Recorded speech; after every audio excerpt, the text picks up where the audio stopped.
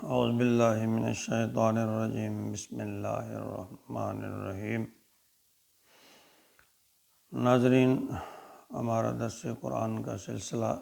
شروع ہے۔ آج کا ہمارا سبق سورۃ البقرہ آیت نمبر 35 ہے۔ پچھلی چند آیات میں اللہ رب العزت نے تخلیق آدم کا ذکر فرمایا،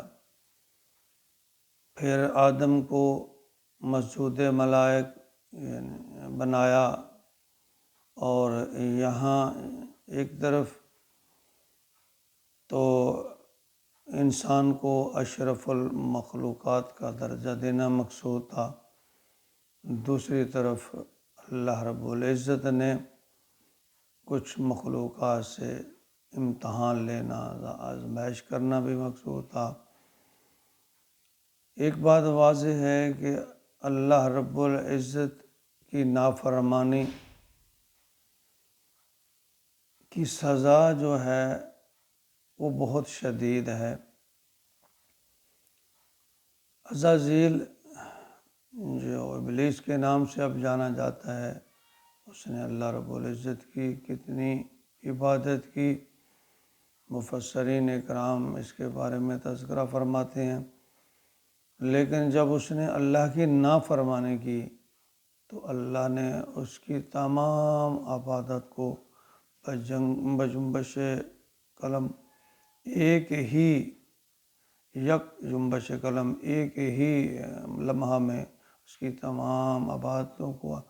اللہ تعالیٰ نے ناپسندیدہ فرما دیا، اور وہ عذاب کا شکار ہوا۔ تو یہاں ہمیں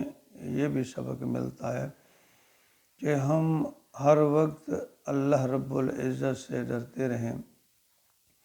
اچھے کام، نیکی کے کام، نماز، روزہ، ذکر، اذکار کے ساتھ ساتھ تلاوت قرآن پاک، اللہ سے استغفار، اور یہ سب کام کرنے کے باوجود ہمیں اللہ رب العزت سے ہر وقت پناہ مانگتے رہنا چاہیے، ڈرتے رہنا چاہیے، مبادا کہ کسی لمحے اللہ کی نافرمانی کے مرتکب ہو جائیں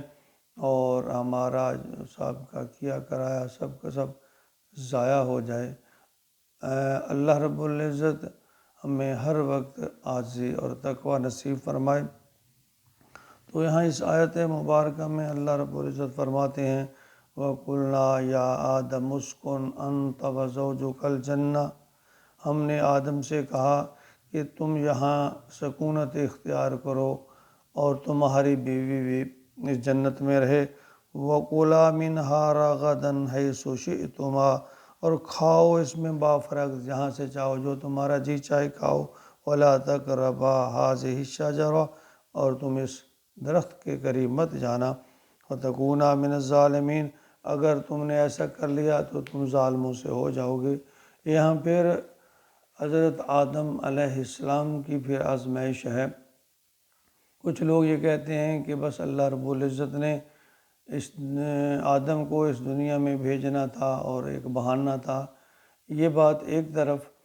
اب دیکھیں کہ اللہ رب العزت نے دنیا میں بھی کچھ چیزیں انسان کے لیے حلال قرار دی ہیں، اور کچھ چیزیں ایسی ہیں جو انسان کے لیے حرام ہیں، کھانے پینے کی چیزیں لیجئے۔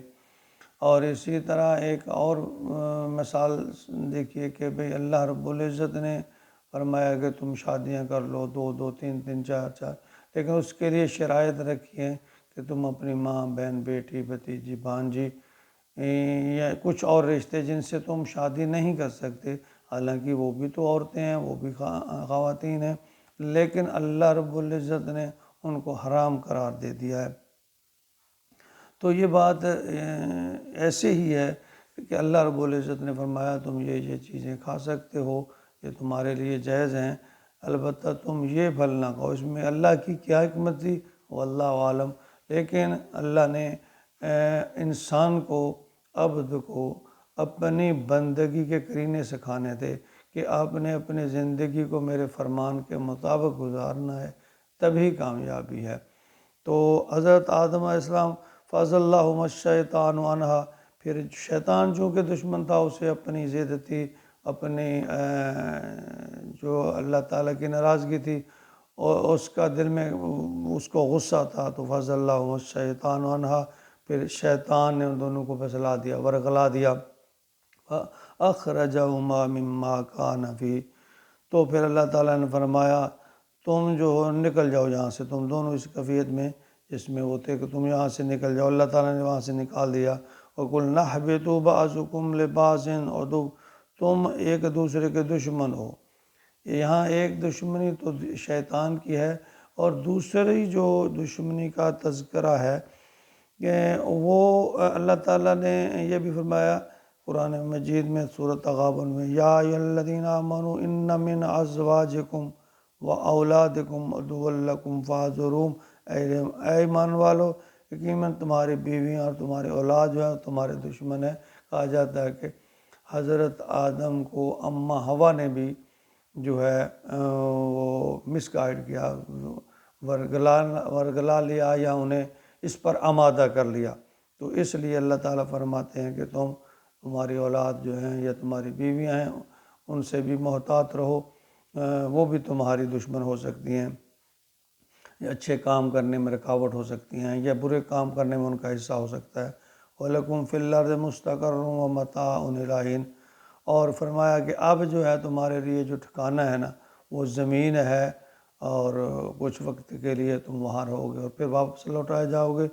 تو یہاں ایک طرف حضرت آدم کو کی اللہ تعالیٰ نے آزمائش کی، اور دوسری طرف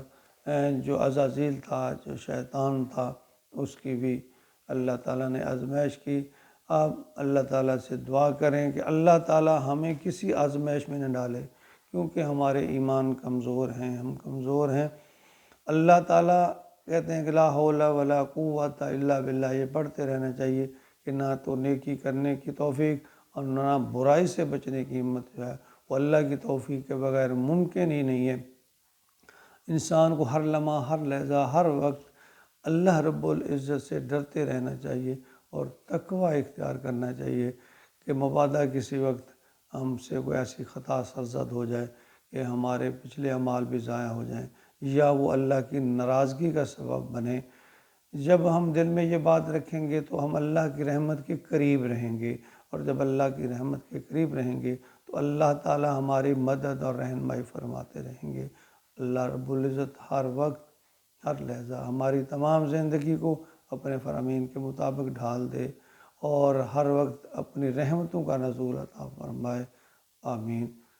صدق اللہ العظیم۔